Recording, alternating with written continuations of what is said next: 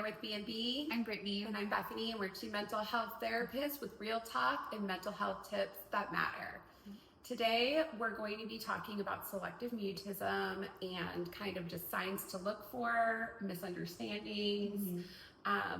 One of the biggest misunderstandings I think that people have in general is that kids are being, kids or adults, that they're like being defiant, like they just don't want to answer me. I know they have the answer and they're just staying silent, or that they're being shy. Those are kind of the two biggest ones that I hear.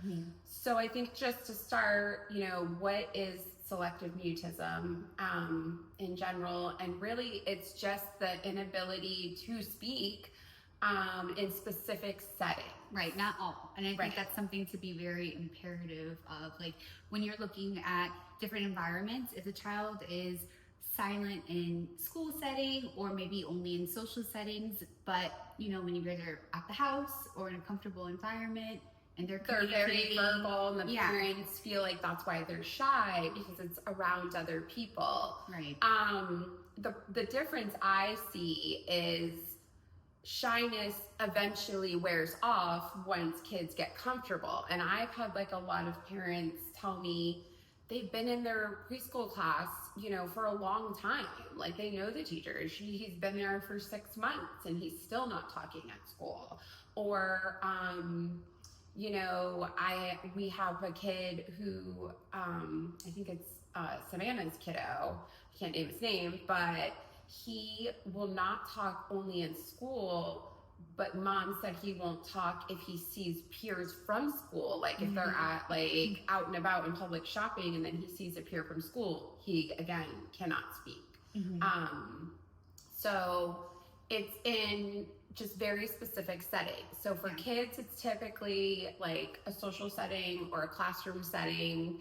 Adults, it's what I was gonna say, like meetings, like maybe they have no problem talking to their supervisor or a colleague that they're very used to or comfortable with, but then is when they have meetings and it's the whole team, all of a sudden this brilliant person isn't able to communicate their ideas and thoughts, and it just seems like odd to some people because they hear all these great things about and ideas about this person, or a social setting, right? Typically, or even just different platforms. Like I have an adult client with selective mutism, and I know I've actually had a couple adults with selective mutism that are my clients, and sometimes even like in virtual settings they're really uncomfortable. So like speaking over the phone or speaking on FaceTime or video calls, like Zoom or anything of that nature, even if it's just for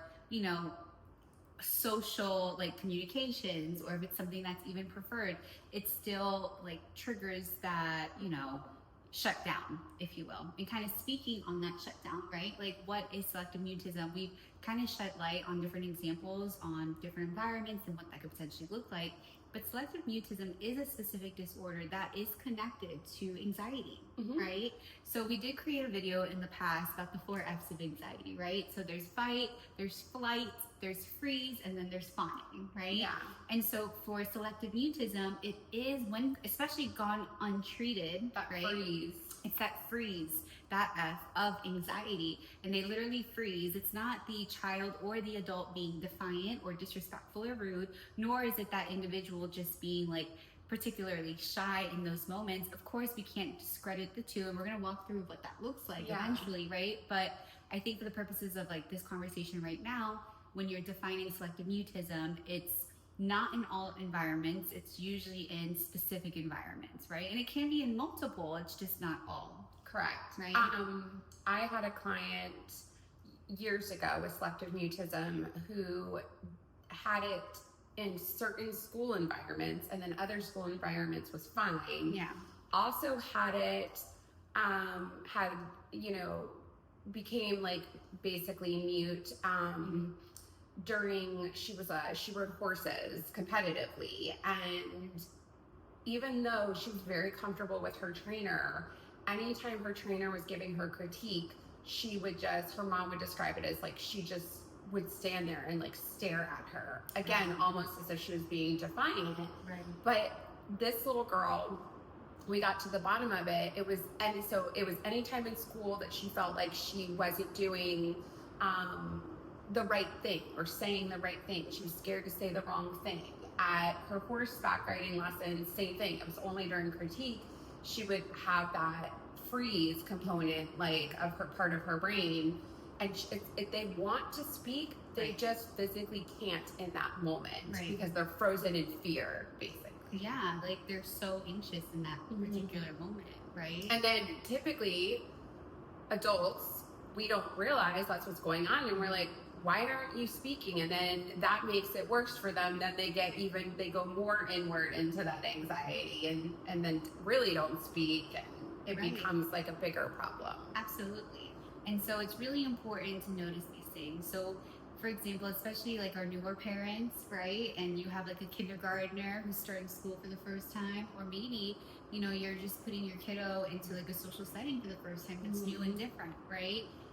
It's important to not, you know, completely go to, oh, my child is being defiant or my child is just being shy. We don't want to dismiss, right, the symptoms or the behaviors. I think they should be appropriately handled, but we also don't want to jump to conclusions, right? So I think that's one of the biggest reasons we wanted to create this video series. Right. So it's going to be 2 series. So this is part 1, and then we are going to create part 2, right? Yeah, which is like, these are the signs, some of the misunderstandings. The next one's like, how do we help these people deal with this? And I say people because once upon a time, it was considered just a childhood disorder that you developed between the ages of 2 and 4, and that you usually typically grow out of. But we're seeing, like Brittany even said, she's got a couple clients, adult clients with selective mutism. We're seeing a lot more now, if it doesn't get treated appropriately, it going into like the adulthood, right? The adult years, and then causing problems socially and professionally. Right. And so we're just kind of trying to get this information out there so you can say, just for anyone who's like maybe curious or suspects, you know, that it's something more than shyness or defiance or anything like that. So I think like the main things to look for, like, when you're looking at somebody who has selective mutism, they can avoid eye contact. Yes. Be very fidgety. Very fidgety. I'm thinking of the little girl I was talking about earlier. She would always look to the left and, you know, be playing with something, even if it was just like a tag on her clothing. You know, they basically kind of refuse just to talk. That's like the biggest one. One example that I've noticed, especially in like my adults with selective mutism, because again, to reiterate, they do want to communicate, they just can't in that moment due to the severity of anxiety that they're experiencing, right? And so like one of my adult clients will literally freeze and like look at me like a deer in headlights almost. Yeah. And then it's like brain fog is what's typically described, like, oh my goodness, like I knew what I wanted to say, I just can't say it right now, and then it kind of goes away. We refer to it as like freeze moments, right? So I think that's something important, and I'm sure like children do it as well, but again, it's not only present in children these days, right? Some of my kiddos that have had selective mutism will grunt or point or go to write something down instead of say it. That's these are other signs, like they're trying to communicate but can't get it out verbally, so they try to do it in other ways. Yeah, I've had a client cry because, again, I know I sound like a broken record, but they're not choosing this, right? Like, kind of circle back, and I encourage you guys, I know I'm referring to like another video right now, but we did create a video on like, you know, anxiety and what that is, and what does that look like in general, right? And so I encourage all of our viewers, if you haven't seen that video, definitely look at it, just because, you know, anxiety isn't a choice. Anxiety is basically like how we choose to respond, whether it's appropriate or inappropriately, but how are we responding to stress? Yeah. Right? Another thing to mention, I think, is we may or may not have spoken about that anxiety oftentimes is genetic, is a genetic disorder. Sometimes it's situational, sometimes it's both. Yeah. Selective autism, I mean, Selective autism. selective, wouldn't that be a fun thing? Yeah. Selective mutism is genetic, and it often stems from like obviously from an anxiety disorder, but oftentimes it's social anxiety. Yeah. So if somebody in the family has social anxiety or just, generalized anxiety, it brings up the probability of, your child having selective mutism. Absolutely. And you have to bear in mind, right? So this video is being created in the fall of 2025. And I say that for reference because according to studies and research, there's so much that show it, especially in our adolescent population right now, they miss that critical developmental, cognitive, social aspect of their life during the COVID years. Yeah. And that's another cause is trauma. Yes. So absolutely. And it could be rather very traumatic transitioning to this online world, and then just maybe a year or two ago, or I even have clients today that it's this was their first school year in person. Mom and dad has just kind of kept them home because their kindergarten year was virtual. And I had clients who stayed home for the extra year because it was they would go to school and then they would send the kids home from school because one kid would get COVID, and then they'd go back to school after 20 days, and then they'd send the whole class home again. And so some of the parents of the kids I was seeing, they were like, you know what? Until we're just going to keep them home virtually the rest of the year until this kind of gets sorted out. Right. Then when the kids went back to school with the whole mask thing, once they were able to not wear the mask, I had a lot of kids that we had to wean and work off of wearing, stop wearing your mask. Yep. Because they started to use it as a crutch. Because they already had, predisposed anxiety, possibly selective mutism. Yeah. And then that was another way that they felt like they were protecting themselves or having that shield of armor, so to speak. Absolutely. And I had a ton of middle school kids that it was please stop wearing the mask, but we can't see your awesome face, and your expressions. But it was so hard for them to do it. At school, I had one client particularly that she stopped wearing it at home, or not at home, but at home, when they would go out in public, right? But not at school. So it was well, my parents aren't with me at school, so now I'm going to wear it to school, right? Kind of thing. So this all ties together, and I think that's really important to say because whether you were a kid who was born in 2020 and then stayed home until you were 3 years old, and that's what possibly caused it, or a kid who went to school and then went home and then was home for a couple of years and then went back and that caused it, or it's genetic or both. Yeah. There's just lots of reasons, and I want to say that none of them have anything to do with parenting. No. Yeah. None of it could have been avoided. Because here's the thing, whether COVID happened or not, those symptoms, whether they were genetic or environmental, right? It would have came to light in some capacity later on in their years. Absolutely. There was already probably a predisposition to some kind of form of anxiety. Yeah. Anxiety is not a learned behavior. I like to be very transparent about that to my clients, other clinicians, and things of that nature, right? It's an actual disorder that is real. And to some extent, depending on the severity of it, it can be a disability, unfortunately, right? So again, there is no, oh, I should have done this better as a parent, or, I condone this as a teacher or as a counselor. I allowed the mask in the sessions and maybe I was just enabling or accommodating too much and I wasn't promoting growth. None of that is going to be effective, right? It's not your fault. Again, to reiterate, these things would have just came to light, unfortunately, at some time, because anxiety is not something that is learned. Yeah, and I think that I wanted to mention, playing off of that a bit, is just, again, I just think sometimes as parents, whenever kids are struggling with anything, we always kind of look, and it's good that we look at ourselves and say, gosh, what could I be doing differently? Maybe am I doing something wrong? Because you know what, quite possibly we're not doing something wrong, but we could be doing things differently to be more helpful. And so I think doing research, whether that be watching YouTube videos, calling professionals, talking to other parents or teachers or coaches or whoever that also are around lots of kids and could have some sound advice, family members. I think all of that could help with like any feelings of like frustration or guilt, that you might be having, watching your kids struggle in these social settings. No, absolutely. While we're on the topic of selective mutism and what it is and the characteristics consistent with it, right?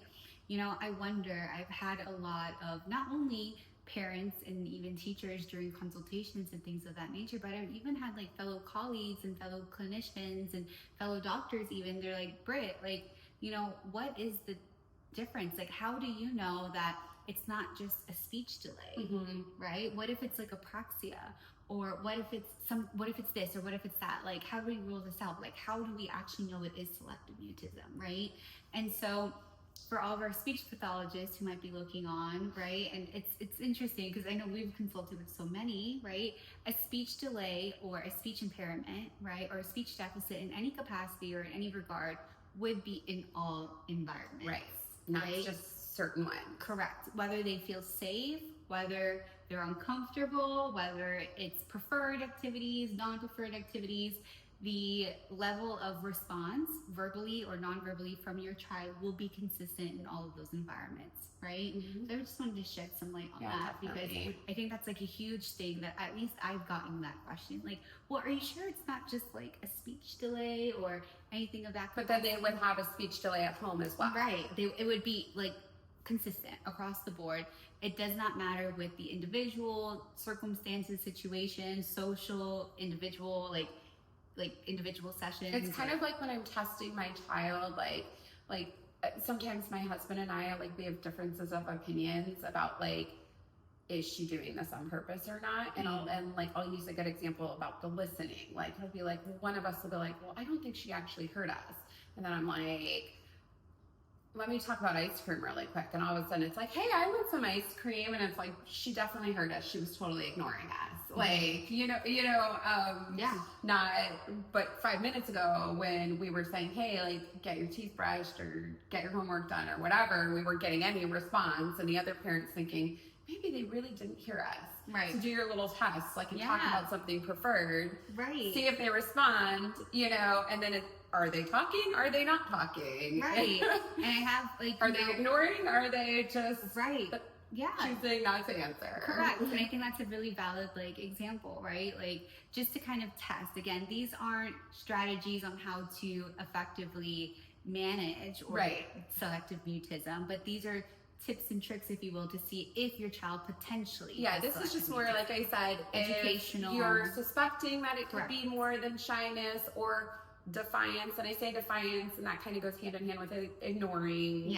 I call it selective, listening in my home. But are they doing that, or is this really a problem for them? Right.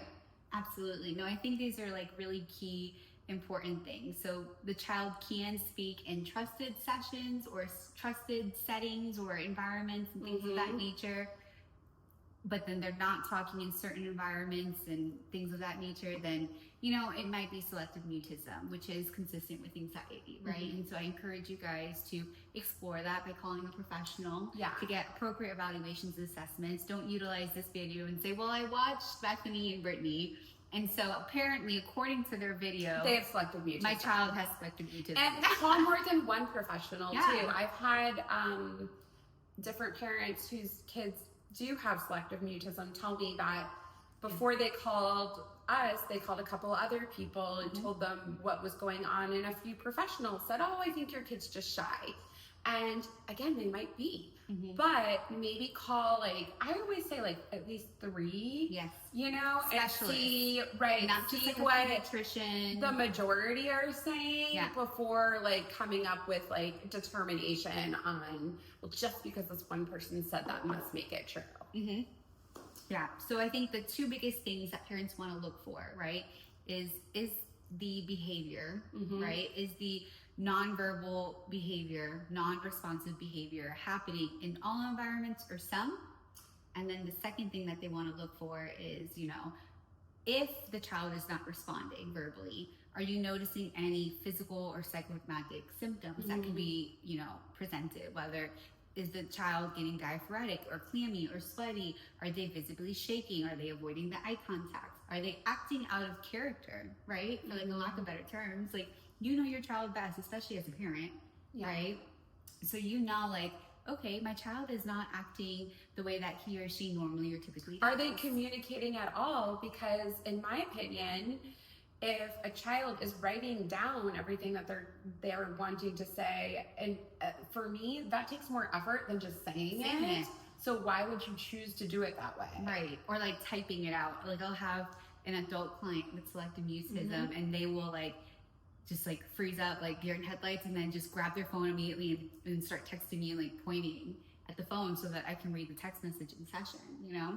That tells me that they're just having like a moment in session, and because it's uncomfortable. And for those of you who seek therapy, whether individually or in any capacity, really, therapy has like hard days sometimes, and like asking challenging questions and unpacking things can be hard, right? And so that could trigger those moments. And so noticing these things, whether you're a parent, a teacher, or another professional tuning in to watch this, right? I think it's really important to just keep these things in mind, right? And then lastly, but not least, do not do the blame game. Because, blaming yourself or blaming someone else, does it really change the situation? Absolutely not. It's kind of like, I'm always talking to my dad about his like worrying, like he has had all these back surgeries this year.